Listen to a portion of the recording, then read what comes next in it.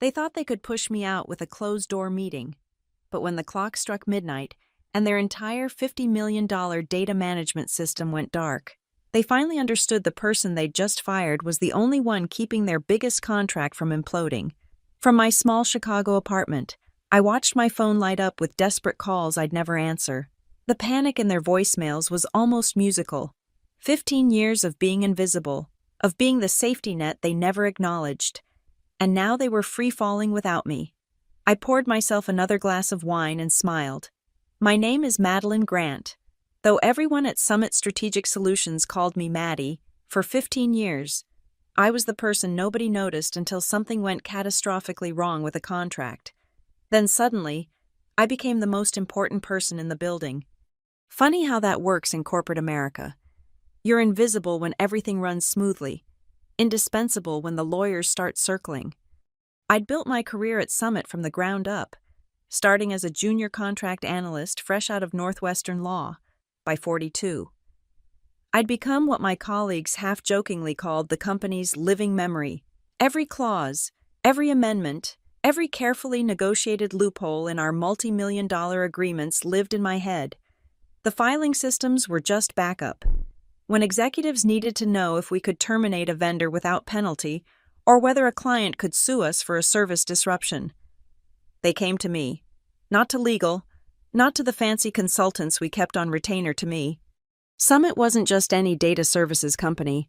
From our glass tower in downtown Chicago, we managed critical infrastructure data for half the Fortune 500, banking systems, energy grids, healthcare networks.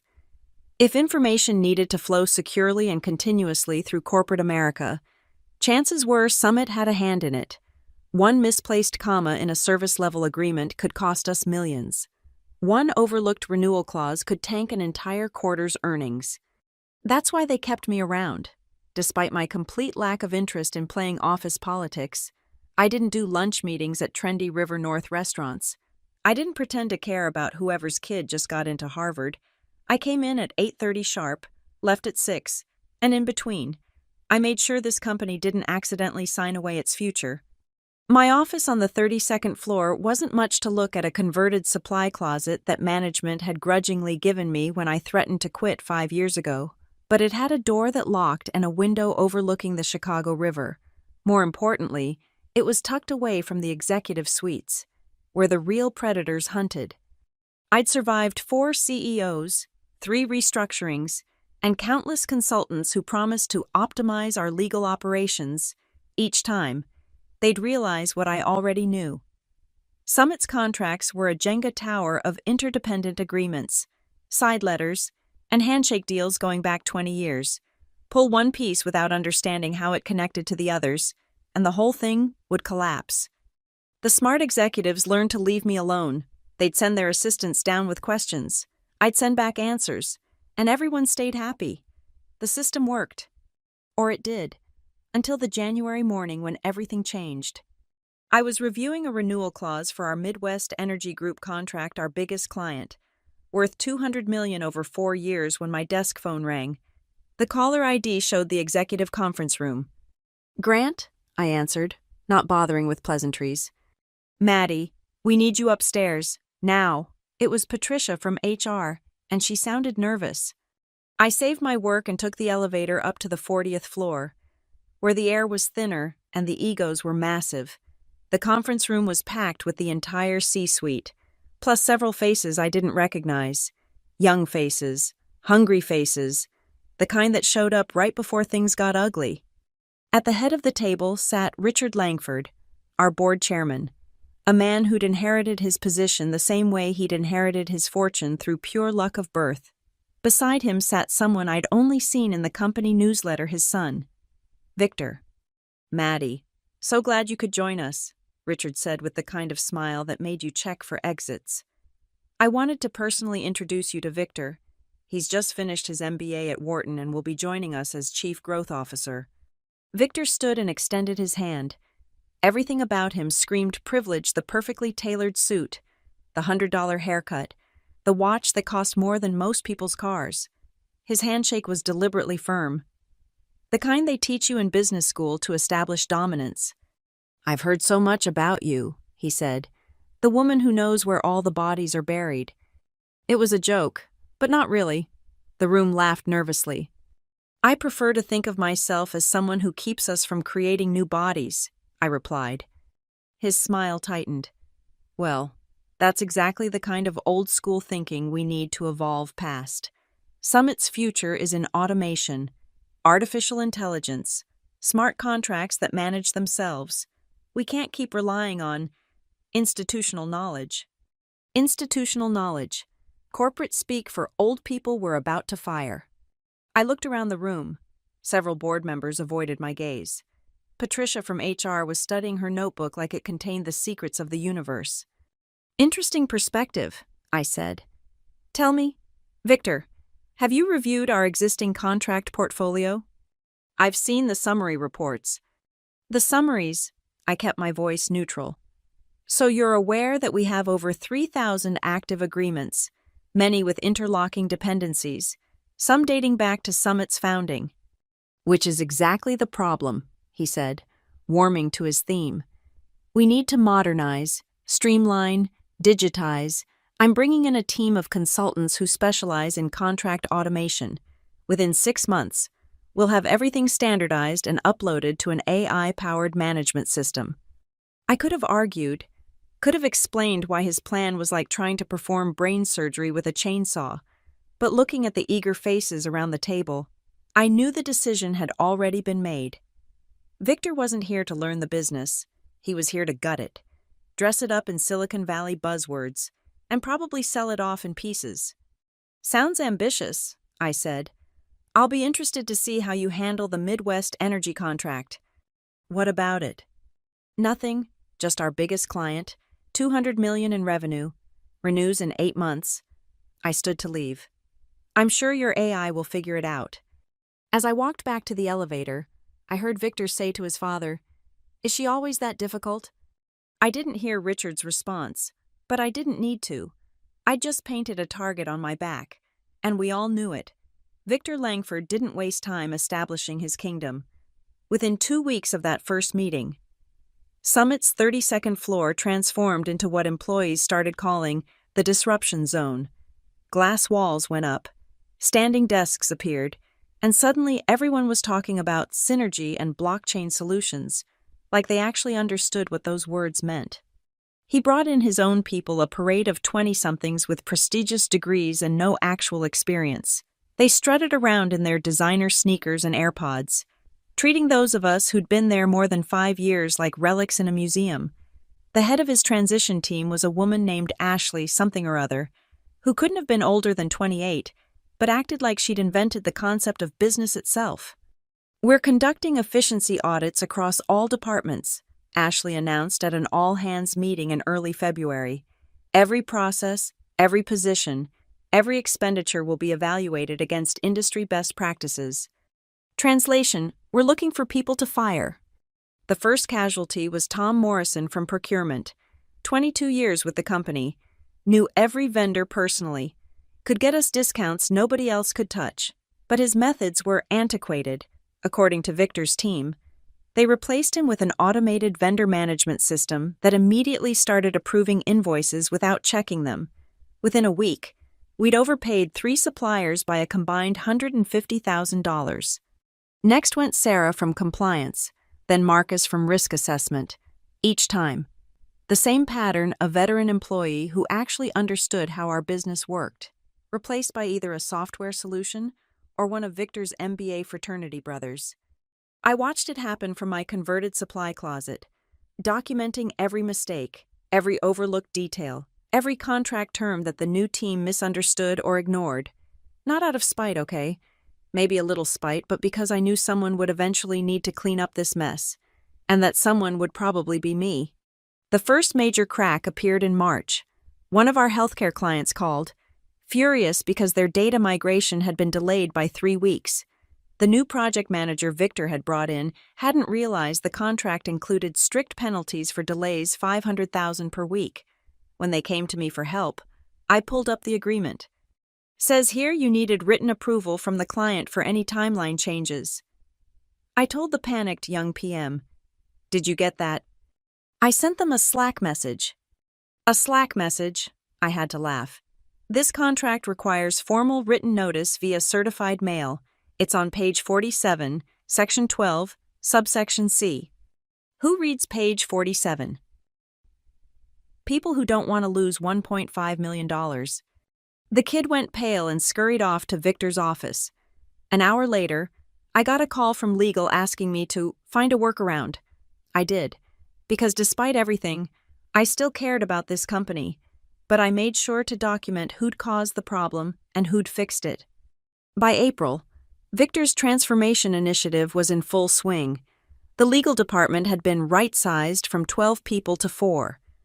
Contract management was merged with procurement and handed over to Ashley, who proudly announced she'd be implementing an AI system that could read and interpret complex legal documents in seconds.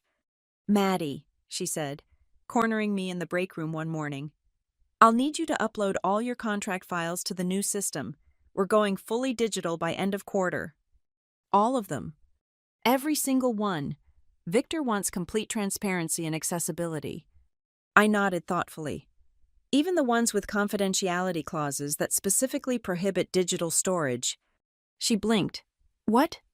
"About 30% of our contracts, mostly the government ones, have strict provisions about how they can be stored and who can access them. Violating those terms would not only void the contracts, but could trigger federal investigations." "Well, I'm sure we can get exceptions." "From the Department of Defense. Good luck with that." Ashley's face went through several expressions before settling on annoyed.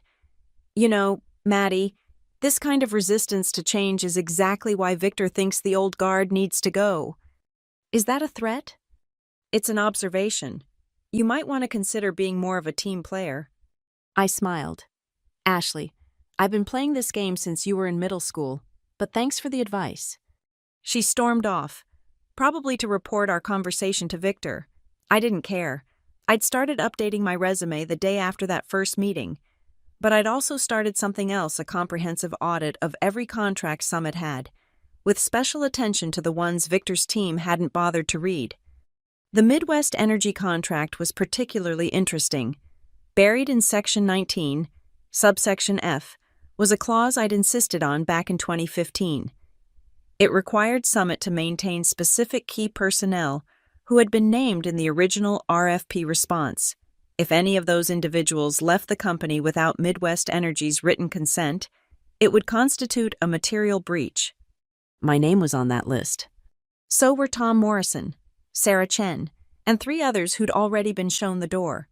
Victor and his team had no idea what they'd already set in motion, but they were about to find out. I opened my laptop and started drafting an email to my personal account, attaching every relevant document. The subject line was simple: insurance policy. Then I sat back and waited, because in corporate America, patience isn't just a virtue, it's a weapon, and I'd been sharpening mine for 15 years. The purge accelerated through May and June. Every Monday morning, another empty desk, another cardboard box by the elevator, another 20-year veteran replaced by someone who thought due diligence was just a suggestion. The 32nd floor started to feel like a ghost town, populated by the walking dead who knew their time was coming. They were smart about it, I'll give them that. Never more than 2 or 3 people per week, always with different explanations. Restructuring, position elimination, performance improvement plan failure. The severance packages were just generous enough to avoid lawsuits, just stingy enough to send a message, take it, and leave quietly, or leave with nothing. I watched good people, people who'd built this company, get escorted out by security like criminals. Janet from Accounts Receivable, who'd caught a $10 million fraud attempt 3 years ago, was replaced by an automated system that couldn't tell the difference between a legitimate invoice and a Nigerian print scam. Roberto, who managed our international contracts and spoke 4 languages, was swapped out for Google Translate and a junior analyst who thought force majeure was a French dessert. The mistakes piled up like bodies on a battlefield. A contract with a pharmaceutical company auto-renewed at triple the previous rate because no one noticed the escalation clause. A service agreement with a major bank expired, because the new system didn't flag it for renewal. Each disaster was quietly cleaned up, the costs buried in spreadsheets that Victor's team didn't know how to read. But the real carnage was in the relationships. Our clients started noticing, where they used to call Tom or Sarah or Marcus directly, now they got bounced between Ashley's team members, none of whom lasted more than a few weeks before burning out or being promoted to another disaster. "Is Maddie still there?" became the most common question our receptionist heard. I'd become the last familiar face, the only person who could answer questions like, "What did we agree to in that meeting 3 years ago?" Or, "Didn't we have a handshake deal about the Michigan expansion?" My survival was a mystery to everyone, including me. Every Friday afternoon, I expected to see HR at my door. Every Monday morning, I was surprised to find my keycard still worked. Victor would pass me in the hallway, his eyes narrowing like he was trying to solve a puzzle. "Still here. Maddie," he'd say, that fake smile plastered across his face. "Still here. Victor, someone needs to remember where we keep the important things." That's what the cloud is for. Right, the cloud. How's that working out for the Johnson Industries contract? His smile would falter because he knew exactly how it was working out. The cloud had corrupted half the files during migration, and they'd had to pay me overtime to reconstruct the agreement from my personal notes. The breaking point came in late June. I was working late, trying to untangle a mess Ashley's team had made with our insurance policies, when I heard voices from the executive conference room. The door was cracked, and Victor's voice carried. "She's got to go. Dad, she's toxic to the culture we're building. Maddie, she's been here longer than anyone." Exactly the problem. She questions everything, undermines the new team, makes them feel incompetent. "Maybe because they are incompetent," Richard said, and I heard the clink of glasses. "The Garrison account called me directly yesterday. They're threatening to pull out." Growing pains. Once we get the AI system fully operational. "Victor, that system cost us $3 million and it can't even flag expiration dates correctly. It needs more data. Once Maddie uploads her files, she won't do it. Says it would violate half our contracts. She's lying. She just wants to maintain her little kingdom." There was a pause. Then Richard spoke again, his voice lower but still audible. "The board is asking questions. Revenue is down 8% this quarter. Because we're eliminating inefficiencies. We're eliminating experience. There's a difference. Dad, trust me. By Q4, we'll be running at twice the efficiency for half the cost. But I need complete buy-in. That means Maddie has to go." "Fine, but do it clean. The last thing we need is a wrongful termination suit." Already handled. Ashley's been documenting every instance of non-cooperation. We'll call it failure to adapt to new technologies. 2 weeks severance. Standard NDA. When? Friday. I want her out before the Independence Day weekend. I slipped back to my office, my hands surprisingly steady as I packed my personal items. Not because I was leaving not yet, but because I wanted to be ready. I pulled up the Midwest Energy contract on my screen, reading again the clause that would soon become Victor's nightmare. Section 19, subsection F. The following personnel are considered essential to the performance of this agreement. Removal or reassignment of listed personnel without prior written consent from Midwest Energy Group shall constitute a material breach, triggering immediate penalty clauses as outlined in Section 23. Section 23 was a work of art, if I do say so myself, escalating penalties starting at $10 million for the first breach, $20 for the second, and a nuclear option for the third immediate contract termination, plus $50 million in liquidated damages. Tom Morrison had been the first breach, Sarah Chen the second. They just didn't know it yet, because Midwest Energy hadn't done their annual contract review. That was scheduled for July 15th. I pulled out my personal phone and scrolled to a contact I hadn't used in 2 years. David Park, Senior Vice President at Midwest Energy. We'd worked together on the original contract, spent countless late nights making sure every detail was perfect. I typed a simple message, "David, we should catch up soon. Before July 15th would be ideal. M." His response came within minutes. Maddie, everything okay? Heard rumors about changes at Summit. Changes indeed. Nothing that can't be handled. How's your golf game? Terrible as always. Free for lunch Thursday. Perfect. I'll bring my notes from the 2015 negotiation, for old time's sake. I deleted the conversation and went back to my packing. Thursday was 3 days away. Friday, they'd fire me. By Monday, July 1st, the fuse would be lit. 15 years of being invisible had taught me patience, but it had also taught me something else. The most dangerous person in any organization isn't the one making noise at the top. It's the quiet one who knows where all the landmines are buried. And I'd buried this one myself. Thursday's lunch with David Park was perfectly cordial.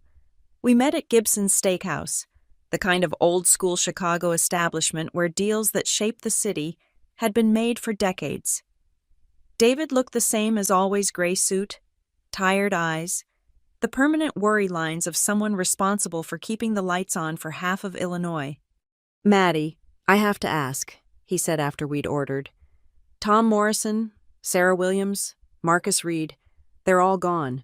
What's happening over there? I sipped my water carefully. New management, new vision. You know how it goes. Victor Langford. I've heard about him. Wharton MBA. Thinks he's going to revolutionize everything with artificial intelligence. That's the one. David leaned forward. Maddie, I need to know. Are you staying? This was the moment. I could lie. Protect Summit. Keep my professional reputation intact. Or I could tell the truth and light the match. That's an interesting question, I said, pulling out my phone. Let me show you something. I opened the email I'd sent myself, the one with all the documentation. David's expression shifted from curious to concerned to outright alarmed as he read. They've already breached the contract twice, he said quietly. They have no idea. Victor's team never read past page 10. They don't know about the personnel requirements. And you? Are you the third breach? I met his eyes. Friday, tomorrow. They're terminating me for failure to adapt to new technologies. David sat back, his stake untouched. $50 million in liquidated damages, plus immediate contract termination. Plus the ripple effect, I added. How many other Summit clients will stay once Midwest Energy pulls out? Christ, Maddie, this could destroy them. It could. He studied me for a long moment. You could have told them about the clause. I tried. First day Victor arrived. I mentioned the Midwest Energy contract. He wasn't interested in listening. You could tell them now. I could. We ate in silence for a few minutes. Finally, David spoke. You know I have to protect Midwest Energy's interests. I know. The moment you're terminated, you're no longer authorized to speak on Summit's behalf. I understand. So if they call you, asking for help, I'm just a private citizen, no obligation to assist. David smiled grimly. You've thought this through. 15 years of being ignored gives you time to think. He raised his glass. To careful planning. To contracts that people should actually read. Friday morning arrived gray and humid, the kind of Chicago summer day that makes the whole city feel like it's holding its breath. I arrived at 8:30 sharp, dressed in my best suit, the one I'd bought for my father's funeral and only worn twice since. If they were going to execute me, I'd make them look me in the eye while they did it. The summons came at 11:15. Patricia from HR, accompanied by a security guard I'd said good morning to every day for a decade. His name was Carl, and he couldn't meet my gaze. Hi, Carl, I said. Rough day. Yes, ma'am, he mumbled. The executive conference room was set up like a tribunal. Victor at the head of the table, Ashley to his right with a stack of documents, Patricia to his left with her termination packet. Richard Langford sat at the far end, studying his phone like it contained the meaning of life. Maddie, please sit, Victor said, gesturing to a chair that faced all of them. The power dynamics weren't subtle. I sat, crossed my ankles, and waited.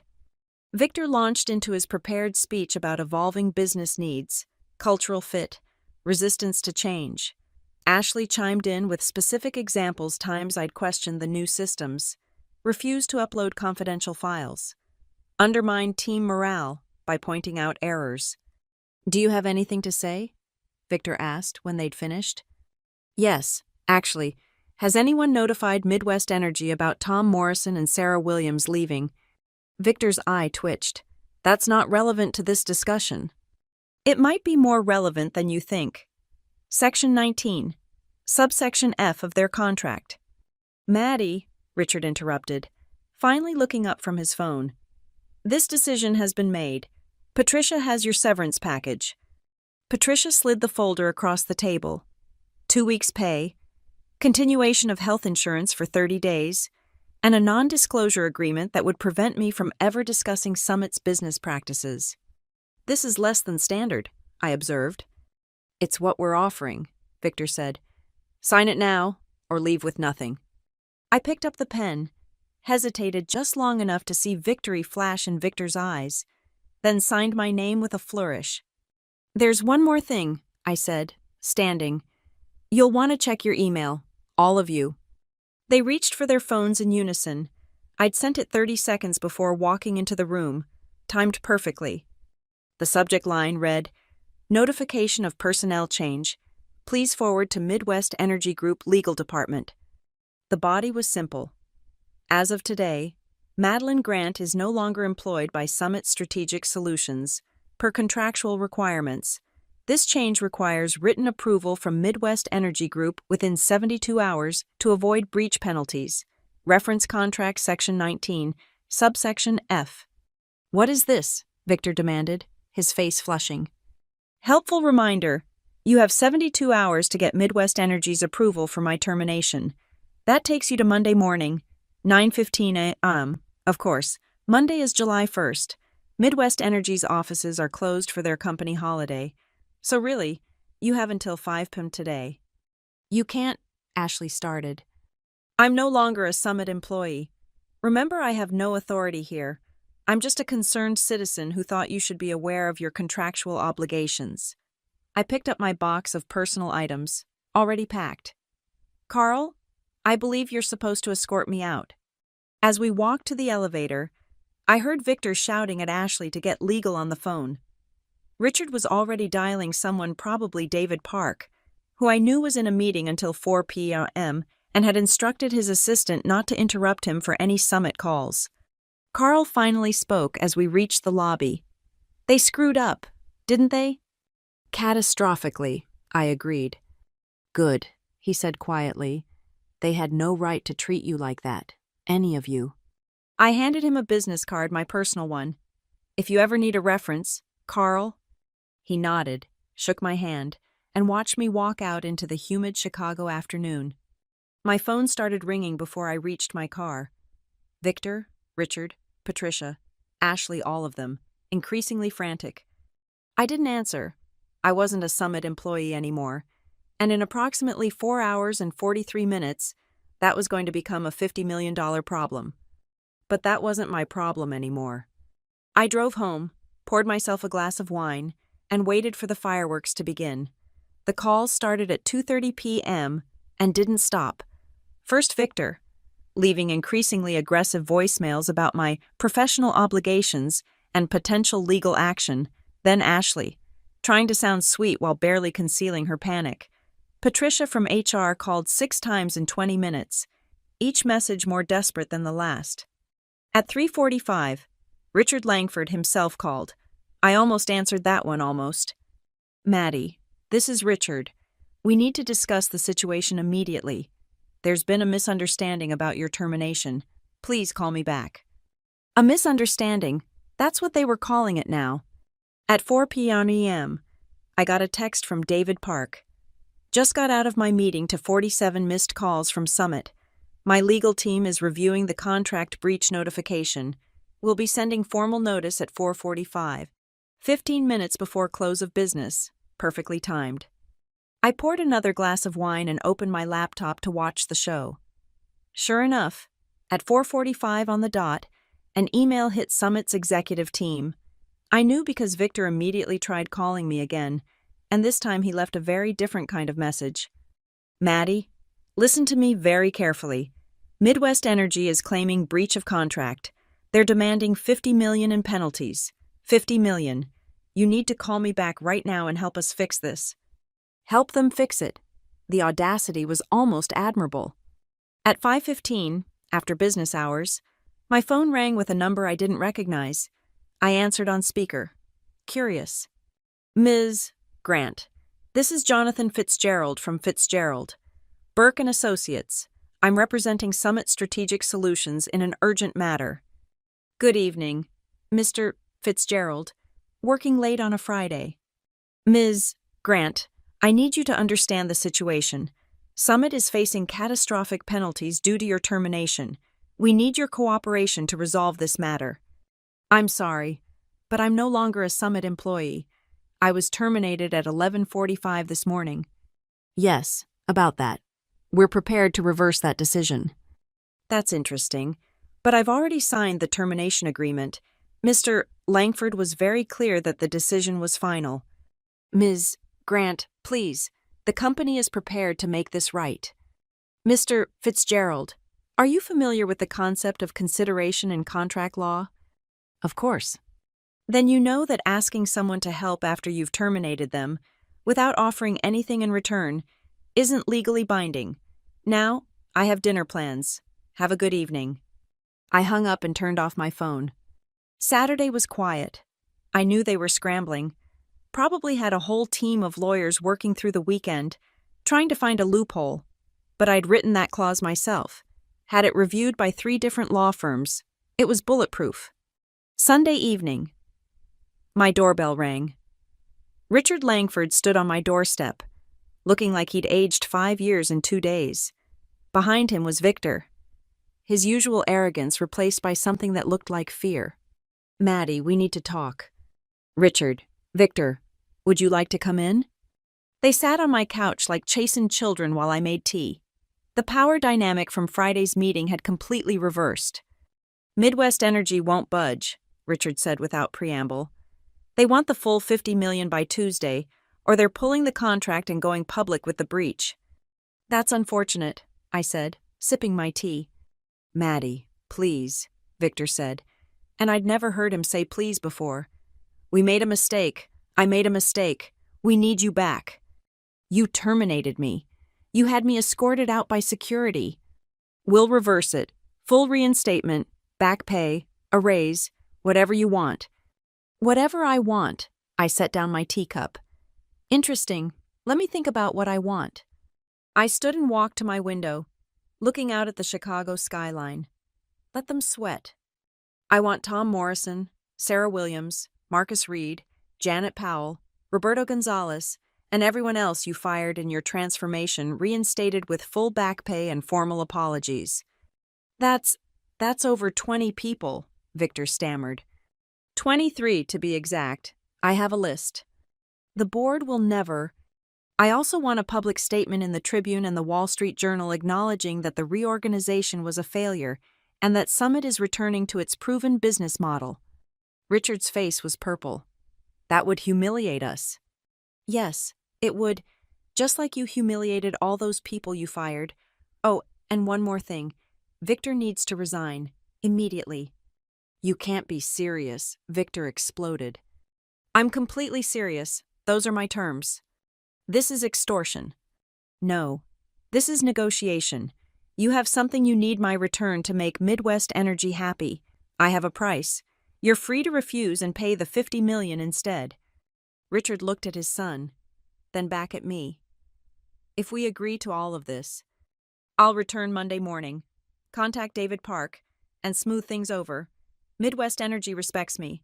They'll withdraw the breach notice if I personally guarantee the contract will be properly managed. All of those people reinstated. Every single one. The public statement. Front page of the business section. And Victor. I looked at the younger Langford. Effective immediately. He can resign to pursue other opportunities. That's more graceful than being fired for gross incompetence. Victor stood up, his face twisted with rage. You planned this. You knew about that clause and you let us. I tried to tell you. Day one. I mentioned the Midwest Energy contract. You weren't interested in listening to the old guard. Dad, we can fight this. She set us up. Richard stood slowly, looking older than his 70 years. Victor, go wait in the car. But, go. After Victor left, Richard turned to me. You've been planning this for months. Since the day Victor called me institutional knowledge that needed to be replaced. The board will want your head for this. The board will want someone's head. They can have Victor's, or they can lose $50 million plus the Midwest Energy contract, plus probably half their other clients when word gets out. Your choice. He nodded slowly. You'll have everything in writing by tomorrow morning. Every single reinstatement, the public statement, Victor's resignation. And one more thing, Richard, I want a 5-year contract with a $10 million termination clause. If Summit ever tries to fire me again without cause, it'll cost you. You're enjoying this. I'm enjoying being valued for once. There's a difference. He walked to the door, then turned back. We could have avoided all of this if we'd just listened to you. Yes, I agreed. You could have. After he left, I turned my phone back on. 47 missed calls, 93 text messages, and enough voicemails to fill my inbox. I deleted them all and called David Park. Maddie, I've been waiting for your call. The Summit lawyers have been having meltdowns all weekend. It's handled. David, I'll be back at Summit Monday morning. The contract will be properly managed going forward. They took you back. On my terms, all of them? He laughed, a deep, genuine laugh. Remind me never to get on your bad side, Maddie. Just remember to read your contracts. David, always read the whole contract. Monday morning, I walked back into Summit Strategic Solutions at 8:30 sharp. The security desk had a new badge waiting for me, Senior Vice President of Contract Strategy, a title that hadn't existed before but now reported directly to the CEO. Carl was at his post. He gave me the biggest smile I'd ever seen from him. Welcome back, Ms. Grant. Thank you, Carl. It's good to be back. The elevator ride to the 40th floor, not the 32nd anymore, felt different this time. I wasn't invisible anymore. I was the woman who'd brought Summit to its knees with a single contract clause. And everyone knew it. I flew to Seattle that weekend. Clean break, new city, no looking back. Found a furnished apartment in Capitol Hill with a view of the Space Needle, far enough from Chicago to resist any temptation to intervene. But I wasn't really gone. I'd built myself a window into North Point's soul before leaving a personal monitoring dashboard that pinged their public APIs, checked service health, tracked response times, all public information, nothing that violated their precious NDA. Day 1. Post-firing, all green lights. Austin posted on LinkedIn about revolutionizing data infrastructure with cutting-edge DevOps practices. Sure, kid. Day 5. First yellow warning, response times increasing on the main API cluster. My phone lit up with a text from David Park, my former colleague. They broke the load balancer trying to optimize it. Took them 14 hours to fix. Clients are pissed. Day 8-3. Amber warnings. The certificate monitoring system I'd neutered was missing early expiration warnings on several secondary certificates. Not critical yet, but those would start failing in 2 weeks, before the main event. Day 12. First red alert. The backup system failed during a routine test. Another text from David. Austin deleted the backup configuration trying to clean up legacy code. Derek hired an emergency consultant for $70,000 to rebuild it. I sat in a Seattle coffee shop, watching the chaos unfold on my dashboard like watching a slow-motion car crash. Part of me wanted to call, to warn them again, the ethical part, the professional part, but then I'd remember Derek's laugh, his dismissal, the way he'd called me toxic for trying to help. Day 15, my old email. The personal one I'd used for years at North Point started receiving automated alerts. The certificate warning system I'd configured was working perfectly, sending increasingly urgent warnings about the root certificate expiration. 19 days remaining, 18, 17. I forwarded each alert to Austin's work email with a simple note, FYI critical infrastructure alert. He never responded. Day 20. The secondary certificate started failing. David texted me a photo from the office, pure chaos. Derek had brought in a SWAT team of consultants, each billing $1,000 an hour, none of them understanding the underlying architecture. They think it's a cyber attack, David wrote. Derek's convinced someone's sabotaging them. He's got forensics investigators going through everything. Let them investigate. Every single thing I'd done was logged, documented, legitimate administrative work performed while I was still employed. The documentation existed. The warnings were sent. The information was all there. Day 25. I got a call from a Chicago number. Against my better judgment, I answered. Madison. It was Austin, panic bleeding through his voice. Hey, so, we're having some certificate issues, and I found your documentation, but it mentioned something about your credentials being needed. That's correct, I said calmly. The root certificate renewal requires my administrative tokens. It's all on page 147. Right. So, could you, help us out? Derek says we can offer you a consulting fee. $500 a day. $500 a day. They were paying their emergency consultants 4 times that. I'm sorry, Austin, but the non-compete I signed prevents me from doing any work for data analytics companies for 18 months. But this is just a quick fix, which would violate the terms Derek insisted on. I'm sure your SWAT team can figure it out. Good luck. Day 28. Janet called me. Have you been watching the news? I hadn't. I pulled up Chicago Tribune's business section. North Point Analytics experiences major service disruptions. Clients threaten legal action. The article quoted Derek. We're experiencing temporary technical difficulties due to legacy system failures. Our modernization initiative will prevent such issues in the future. Legacy system failures, of course. Day 30. The panic escalated. Richard Vaughn himself called, his Harvard MBA voice trying to sound calm and failing. Madison, we need you to come back. Full reinstatement, 20% raise, senior architect title. Just fix this certificate issue. Richard, I appreciate the offer, but I've already accepted a position here in Seattle. Besides, your brother made it very clear I was redundant. Derek was overzealous. He's been reassigned to other duties. Reassigned, not fired. Of course not. Send me a formal offer, I said, in writing, including a public apology and admission that I was wrongfully terminated. Then we can discuss consulting rates. Madison, be reasonable. You're causing millions in damages. I'm not causing anything. Richard, I documented everything. I sent warnings. I tried to explain during my termination meeting. You chose not to listen. The certificate expires in 4 days. The renewal process is on page 147. Day 33. Austin texted me directly. Madison, please, I'm going to lose my job. Can't you just give me your password? Sharing credentials would violate security protocols. Austin, you know that. Or you would if you'd read the security documentation I left. This is cruel. You're destroying people's livelihoods.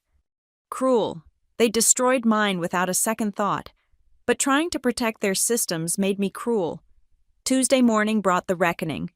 The Wall Street Journal ran the story on page 1 of the business section. Summit Strategic Solutions reverses failed restructuring. Reinstates terminated employees. The Tribune was less kind. Chicago firm admits transformation. Nearly cost $50 million contract. By 9 my phone was buzzing with calls from reporters, competitors, and headhunters. I ignored them all. There was work to do. The true scope of the damage became clear as the reinstated employees dug into what had happened during their absence. Tom Morrison found vendor contracts with payment terms so convoluted that we were essentially giving 30-day loans to our suppliers. Sarah Williams discovered that 3 clients had been double billed for services, while 2 others hadn't been billed at all for 6 weeks. Marcus Reed's risk assessment revealed we were exposed to nearly $12 million in potential penalties across various contracts. But the worst was yet to come. At 11 a.m., Richard Langford called an emergency meeting. His face was ashen as he entered the conference room, followed by Elizabeth Worthington and the company's external legal counsel. "We have a problem," Richard began. Victor apparently made commitments to several clients before his departure. "What kind of commitments?" I asked, though I already suspected the answer. "He promised Steinberg Industries a 40% rate reduction in exchange for a 5-year extension." 40%. Tom Morrison's voice cracked. "That would put us underwater on that contract." "It gets worse," Elizabeth said. "He made similar promises to 3 other clients. If we honor these commitments, we'll lose approximately $30 million per year. If we don't, we face breach of contract suits." "Did he have authorization to make these offers?" I asked. Richard couldn't meet my eyes. "I gave him broad authority to negotiate. On paper, yes." The room erupted, everyone talking at once, panic spreading like wildfire. I let it run for 30 seconds, then stood up. "Quiet," I said, not raising my voice, but the room fell silent. They'd learned to listen when I spoke. "Tom, pull every communication between Victor and these clients. Sarah, review the actual contract modification clauses, what's required for a valid amendment, Marcus. I need a risk assessment on both scenarios, honoring the commitments versus